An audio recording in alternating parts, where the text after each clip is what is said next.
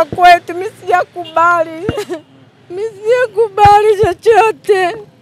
Na kwa nini alimpa mtu mwingine mtoto wetu akamnyonyesha fulani anasema na mtoto wetu? Mimi hapana, mimi sijakubali chochote. Mtoto wetu anaonyesha kilo mpaka kwenye ultrasound. Huyo sio kwetu jamani, serikali tufanyie sana Mama Samia. Huyo mtoto mwenye kilo 2 sio kwetu jamani, kwa nini anatufanyia hivi? DNA irudiwe tafadhali. Mimi naomba Mama Samia Suluhu Hassan achukue DNA watoto wote waliozaliwa hiyo siku, kwa sababu huyo mtoto mwenye kilo 2 sio kwetu.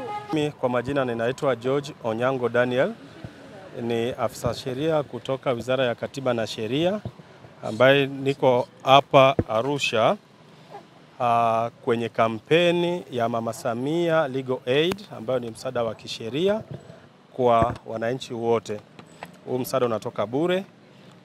Tulipokea malalamiko ambayo ilikuwa inahusu mama mmoja ambaye alikuwa analalamika kwamba wakati wa kujifungua katika hospitali ya Mount Meru alihisi kwamba mtoto wake alibadilishwa kwenda kwa mama mwingine. Baada ya kupokea majibu, na kwa sababu pande zote walikuwepo pale, ina maana ni swala la kama kuna mtu, haya ndio majibu kwa sasa. Kwa hiyo kama kuna mtu ambaye hatoridhika, bado ana fursa, sawa, anaweza kwenda mahakamani kufungua shauri, sawa, na mahakama inaweza ikaorder tena kama hajaridhika nayo majibu, upimaji aidha ukafanyika tena upya.